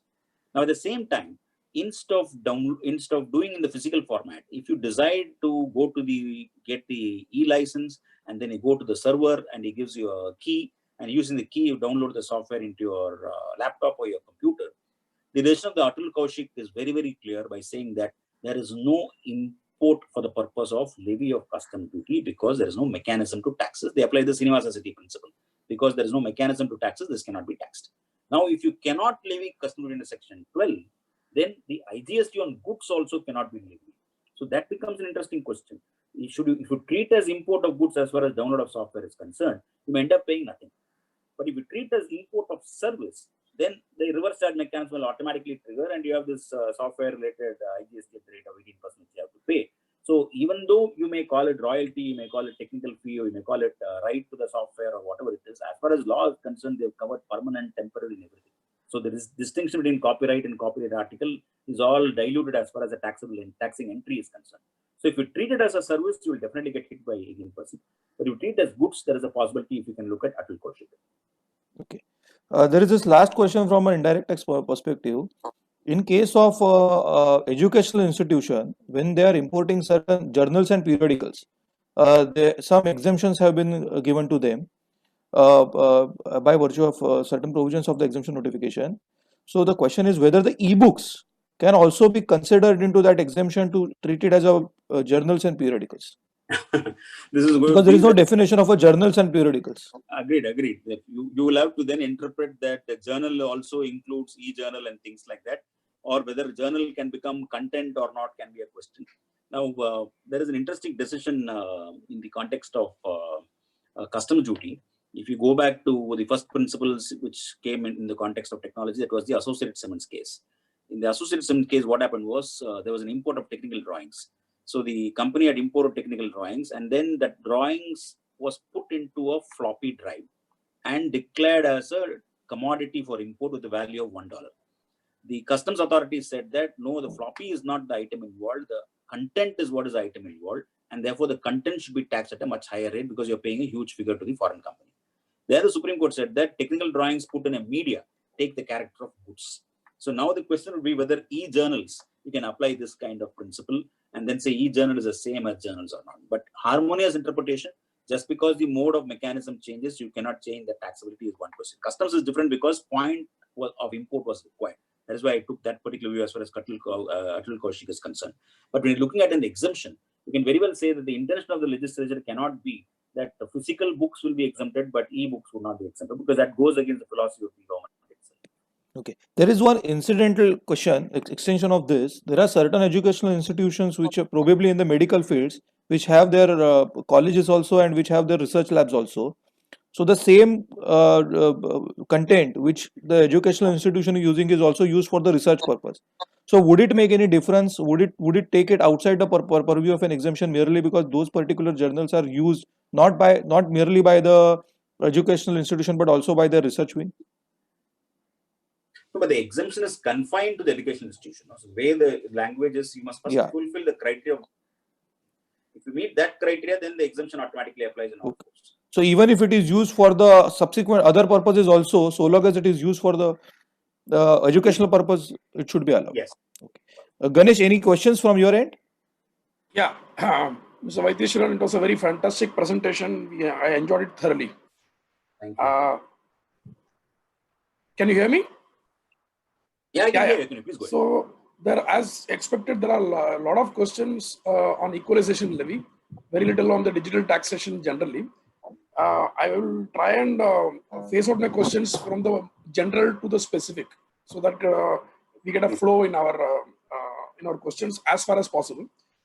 So the first question is like, the first question is whether you've seen the digital taxation being happening across the world. Is there any common principle underlying these the mode of taxation in various countries? Well, I did tremendous amount of research for my book, and what I found out was the overall objective behind every country is that first there is some kind of an assumption that we are losing significant money. So all countries go on the presumption that these digital giants are not paying any kind of tax in their jurisdictions. So once they come to that conclusion, then the levy is structured based on whom they are targeting. If they're looking at, if you look at GAFA of France, or if you look at the Italian digital service tax, if you look at all of them, they're looking at specifically whom they can see as players in the market, and they tune their definitions to cover that. But I like the US digital goods and service tax is much more structured because it seems to focus on digital content It is focusing on digital aspect of the business of the goods rather than all goods which are supplied to digitally. So each country has looked at the medium rather than the entire nature of transaction. See, I'm aware that there is a clear distinction between a digital transaction and a digital medium used to a normal transaction. So if something is just a facilitator, that should not convert it into an e-commerce supply as to what we are looking at. Okay, thank you. The next question is, do you think India can survive a tax like this and attract economic activity?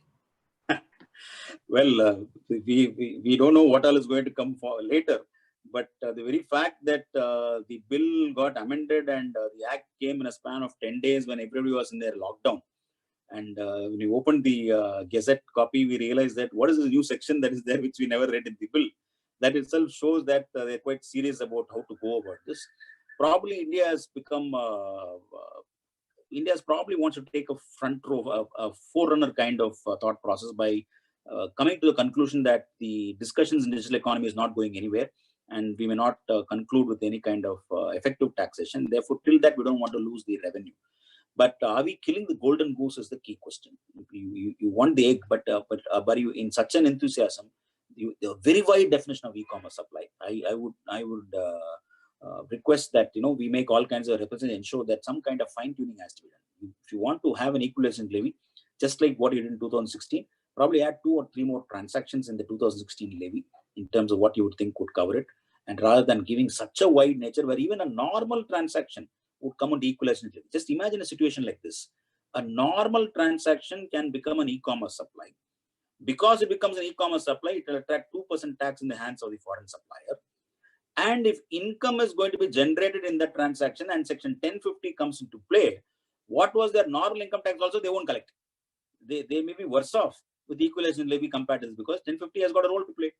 So what will be the role to play? It will completely keep it out of taxation. If it keeps it out of taxation, you will always apply various decisions to say one charging mechanism and treaties mechanism go together. 195 will not apply, therefore withholding will not apply. All those disputes, your Lilly case and all that will come into play. Lilly will come into play. Therefore, it is important that government understands that e-commerce supply cannot be so wide. You are already having OADR services for GST. That gives you significant revenue. 18% GST on many of the transactions you are getting through OADR. Strengthen OADR. Elaborate it and effectively collect GST on that particular transaction rather than going one step further to go to the equalization. Thank you. You dwelt upon the various union lists and the state list and the concurrent list, and about the nature of the equalization levy. In your view, is it a direct tax or is it an indirect tax? This is the first question. The second is it an income tax? Because when the equalization levy 1 was introduced in 2016, the memorandum says it is an attempt to tax the income of the non-resident service providers. So what is your view? See, that is why I refer to the Sannyasi Rao judgment in my presentation. Sannyasi Rao is a very good reading as far as TCS is concerned. When TCS was brought in tax collection at source, it almost had the character of a sales tax because it is collected on the consideration of the supplier. And therefore, a view was expressed saying that, is it legal? Does it go beyond entry 82 and therefore there is no power? There, Supreme Court has discussed the scope of entry 82 and then said, look, what TCS does is that they deem this to be an income. They deem it to be an income tax and give it as a credit in the hands of the person who's ultimately going to pay income tax. So because of those provisions only, that levy survived. Whereas if you look at the equalization levy, even though whatever they might have said in the preamble or the budget speech or whatever it is, you don't get your DTA credit for equalization levy. So there ends the matter as far as EL is concerned. And going by the way they are looking at it, it is definitely not within the scope of entry 82. If it is not within the scope of entry 82, then the only possibility is through entry 97. And that is where I made my point to say that entry 97 is no longer an omnibus window available after the 101st Constitutional Amendment. Thank you. One other question just come is, between digital service tax or the equalization levy and the SEP, which is superior in terms of application from the government's perspective? I would feel that the equalization levy is attempted and structured as a temporary measure. And even if you look at the old pillar one, the idea was you will have a temporary measure with the commitment that the temporary measure will go away when you have a permanent system in place. Therefore, SEP from 1/4/2022 and business connection well established through those kind of definitions, and probably some more clarity on what income is attributable, what profit is attributable to taxation. Once that comes and stays in place, EL will collapse. EL will have to have a natural death. But we never know as far as India is concerned, because if you remember, the Gulf surcharge that was imposed when the Gulf War was there continued for many, many years till it went away, even after the war got over. So for all you know, from a revenue perspective, and given the COVID scenario, where budgets are going to be a huge challenge and revenues are going to be a huge challenge, we don't know what can happen. I have a feeling it might continue for some time, but definitely it will collapse after a particular cutoff date. Thank you. The last general question is my own.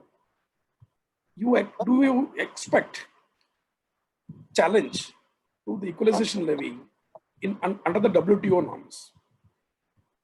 Do you expect it to be challenged as discriminatory and of not fulfilling the national treatment obligations of India? Definitely possible, because it is confined, it is targeting e-commerce supply of goods and services. You don't have this kind of a levy on any kind of a domestic transaction.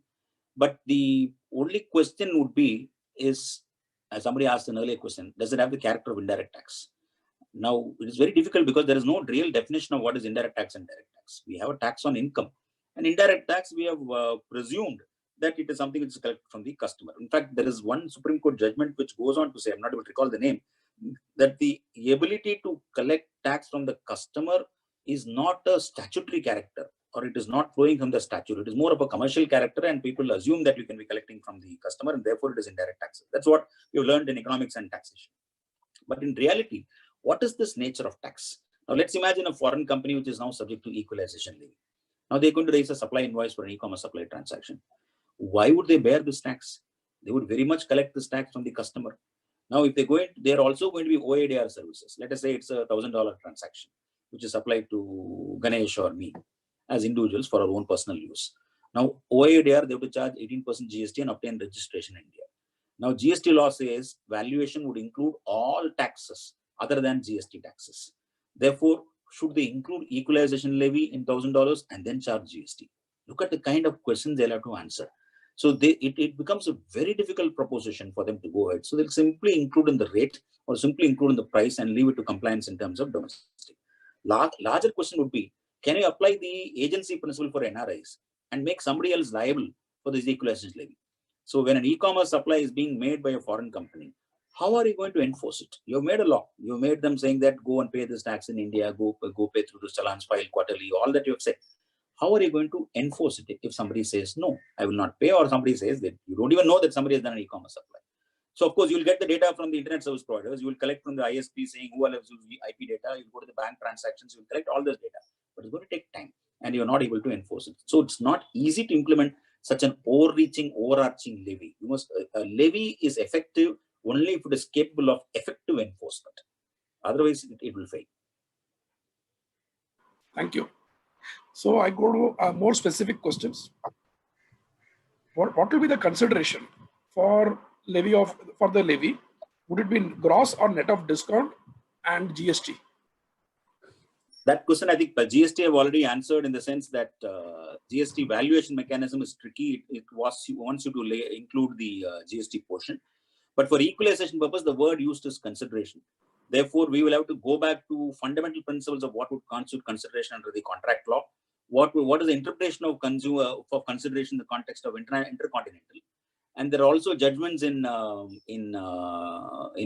sales tax regime. In fact, this question came up in the context of works contracts, whether VAT should be levied on the service tax portion.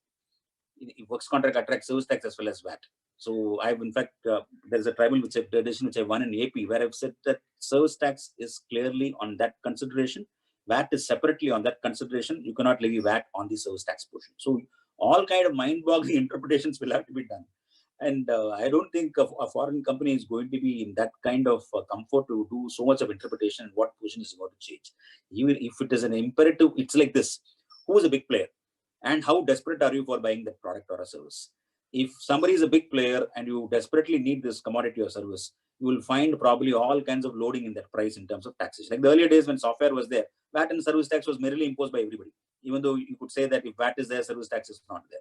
So that kind of scenario is very much possible in a situation where you're desperate for the product and you have no choice but to go to this e-commerce supplier, and you will face all kinds of overlapping of taxes. One other question on consideration, whether the consideration would be for the entire transaction, what the customer pays, or would it only cover the commission of the operator? Again, very good question, because they bring two people in the same bracket. The e-commerce supplier is treated as the same as the e-commerce facilitator. Now, a facilitator or platform has got a very limited revenue. That money doesn't belong to him. He only facilitates the transaction. And therefore, we'll have to read consideration insofar as the platform or facilitator to say that that is his revenue. Consideration is what I receive, what I'm entitled to keep as my own. Therefore, I don't have title to the money which I collect. I have title only to the commission that I have. Therefore, we'll have to interpret that commission only attracts this particular levy. What about the applicability of the levy where the sale contract is online but delivery is physical? Can I escape the levy and say, because the delivery is physical, the sale gets completed only when the goods gets delivered, so it is not an online sale? But it goes beyond, no, that the definition goes beyond. It says supply of goods or services through or facilitated through the platform. So even the physical element of a transaction facilitated through an e-commerce mechanism seems to get taxed, which beats logic, which fundamentally beats logic, because you're going to have 1,000 crore equipment, which you could have signed through your platform, because you don't want an agency PE creation. You don't have you have your MLI coming into place, and therefore you want to avoid all kinds of signing of contract. All will have an impact. What is the meaning of the term goods? Would it include actionable claims, shares, securities, and other items? Or This is what happens when you try to bring a new, powerful, all-pervasive tax laws in a span of 7 days without any consultation, without any discussion. Goods in the VAT regime exclude actionable claims. Goods in the GST regime includes actionable claims. Goods is defined differently in the Constitution. Sale of Goods Act treats goods differently. Without all that, you just put the word goods and services and leave it for imagination of the taxpayer and the tax department. You are having mind-boggling disputes. I have a feeling that they should defer this effective date and then rethink this whole levy, and then probably restructure it whereby some kind of sanity prevails instead of having such a over-encompassing levy. thank you. Would the levy include hiring of goods? It says supply. Supply is it says online sale of goods. And online provision of services. Would it include hire of goods? So the question is whether hiring is a service or a sale. So yeah. How much would you read the 46th Amendment into equalization levy? In fact, let me tell you, there is a judgment of the Supreme Court where the Supreme Court has said Geo Motors or Geo something, where the Supreme Court has said that the 46th Amendment should be confined only to entry 54 and should not be even read for entry tax. They said you cannot even read the entry for the amendment for entry 51. You must confine it to Geo Millers. You cannot read only for entry 54. Therefore, if 46th Amendment cannot be read into anything except entry 54, which deals with the old erstwhile sales tax, how can you read the 46th Amendment into the context of equalization?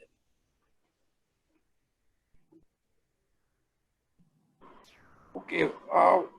What do you consider as more superior, the beat of the US vis-a-vis the equalization levy of India? Beat is even more difficult to understand. Equalization levy, at least, the English is reasonably simple to understand. Beat requires tremendous arithmetic knowledge and computation skills, and sound knowledge of how profits are computed, and a little bit of accounting back. Equalization levy is much more simple. In fact, BEAT has got a lot of literature as to saying why it's such a complicated legislation. So there are some more elaborate questions. I'll take one or two of them just so Yes. that participants get the benefit. So please bear with me. Please do. Whether software embedded in a GPS device can have equalization levy implications. In this case, the Indian entity is manufacturing and selling GPS device software for this device. Is the software for this device is the foreign holding company. Indian company gets access to software through online subscription. So we are back to the same question in the sense that you are getting access to use some element of that software which is required for your product manufacturing. And for that access, you will probably pay certain fees or charges or whatever it is. Now, they use the word goods or services. So even if you say that that particular item which you are paying for does not fall within the ambit of goods, then it could very well fall in the ambit of service because you're getting an access, you're getting a right to use. And if it is a service, you will get still hit by it. So the equalization levy is quite tricky. Thank you. And the last question from my side will be whether equalization levy can apply for a principal to principal distribution of services between two non-residents, where one non-resident appoints limited risk distributor, that is another non-resident, to distribute its services in India through a resident distributor. For example, ad airtime sale. Got your point. We'll have to read that 165A subsection 2 in the context of specified circumstances, because that is the only one that triggers this. Second clause. One is to resident, second one is to under specified circumstances. Specified circumstances talk about advertisement and data that is being sold. So if we are able to gingerly walk through and not fall in those two categories, you will be out of it. So one last question. In fact, there is another interesting point. If you remember the Vodafone judgment, the concurring judgment of Lordship Justice Radhakrishnan, where in the context of 195 applicability to NR and NR, his Lordship observes that how can there be a TDS requirement for a transaction NR and NR when there is no territorial nexus to India. Of course, that got subsequently altered, modified through various amendments, both in Section 9 and 195. But those amendments would be irrelevant in the context of equalization. So in the absence of those amendments coming into the fray, if you read the main provision of NR to NR, the principles of Justice Radhakrishnan would still apply, saying where is your territorial nexus for taxing this transaction? And one last question from my side would be basically where there is a license of data between NR to NR, whether it will get triggered for us as a specified circumstance for triggering equalization levy. Debatable, highly debatable. There is no sale of data, only a license which has happened. I know, if you have to get out of, you can say there is no sale of data, but we are back to the same question as to what would constitute sale. Thank you, sir. Thank you very much for answering the questions so candidly. Thank you, Vaitheeswaran ji. Thank you, Ganesh, and thank you, Mandar.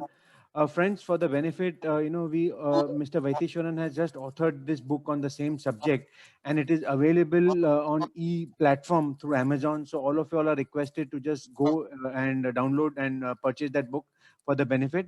And now I would request Mihir Seth to propose a vote of thanks. Thank you very much. Thank you, sir. Mr. Vaitheeswaran, I don't think so. Anybody could have enlightened us more on such complex topic in such a lucid manner. Well, you systematically gone about giving us a 360-degree view of the entire digital economy first, and then dissected every aspect of tax that could have been levied, that could be thought about. But I would take a cue from your fantastic quote of Einstein that a creation of a problem mindset has to be different than resolving them. And what we find is that the resolution that is sought to be put forward by the fiscal authorities sometimes get into more complications than the problem that it identified with.